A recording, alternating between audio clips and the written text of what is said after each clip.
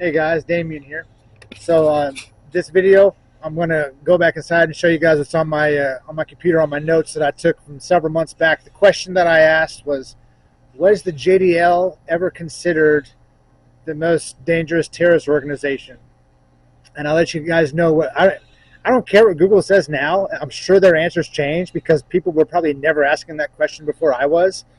So if you guys want to know what the original answer is, I'll tell you in a second. But before I do that, speaking of the FBI, I spoke to them today. Three of them, actually. I made a special trip to my local FBI office. I just wanted to have a conversation. Nothing crazy. I'm not trying to do nothing illegal. I just wanted to have a conversation. I went there. Silly me.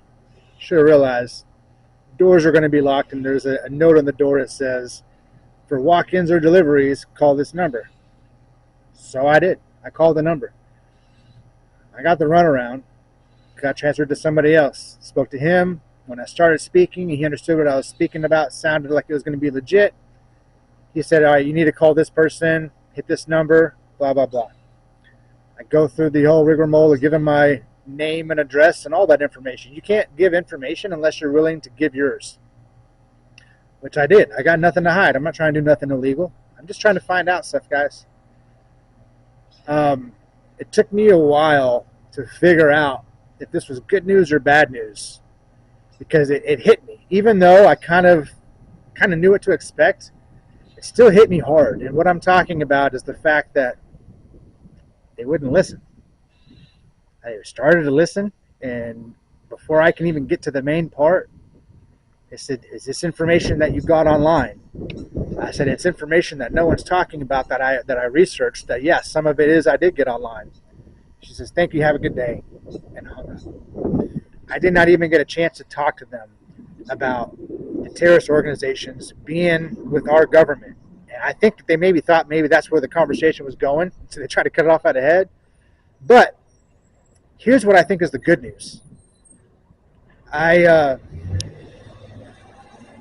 I, I know for a fact, I'm not going to name any names. I can vouch for the person, but I can vouch that somebody in the FBI was contacted and spoken to about all of these issues that I know about.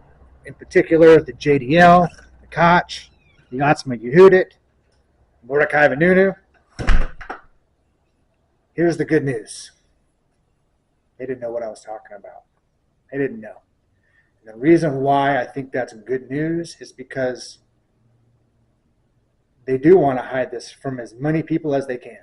They want to hide it from everybody. I kind of felt that, but when you kind of really experience how far they're hiding it, it hits you. It hits you real hard. Anyways, let's go to today's notes and topic here. I'm going to show you guys some of this other stuff that's in my notes. I'll show it to you, but it's not really that much of importance. If anybody wants to comment or have questions, by all means you can. Yeah, you can tell, guys, I was having some ideas, like when I was reading all this stuff. I'm like, guys, let's put some spies in the synagogues and shit. But anyways, was the JDL ever considered the most dangerous organization? The FBI considered the Jewish Defense League a violent, extremist, and right-wing terrorist organization, with FBI data showing they were responsible for 15 of 18 U.S. terrorist attacks by Jews in 1980 to 1985. While not widely cited as the single most dangerous group overall, they were described in the 1980s as the second most active terrorist group in the U.S. The second most active terrorist group in the U.S. in the 1980s.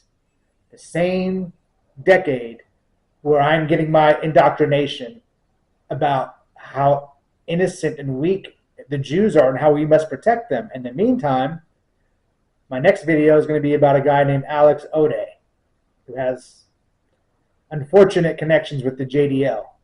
But when you guys start to really understand that all this stuff I'm telling you is 100% true, I'll show you guys, like I tell you the names. I'm going to show you guys articles too on this stuff. This stuff is easily fact checkable. You don't know to look for it because you've been hidden from it, just like I've been hidden from it. I unintentionally stumbled upon this. I did a lot of research. I did my homework. and I found a lot of interesting stories. And the next story leads to some other ones involving corruption with our U.S. government and Israel and terrorist members. Sounds like a lot, but have I lied about Mordecai Vanunu? Have I lied about Meyer Kahane? Have I lied about JDL? Have I lied about Koch? Have I lied about Amit Popper?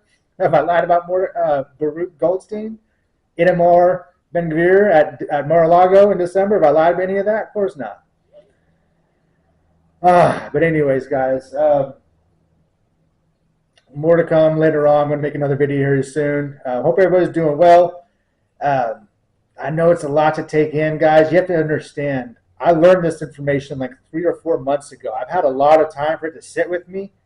But even still, 3 months later, I'm still coming to grips. When I revisit this stuff, it's like, how do not even my parents know? Okay, if I'm a little kid going to school, it's one thing if I don't know, but my parents don't know about it, like their friends don't know about it.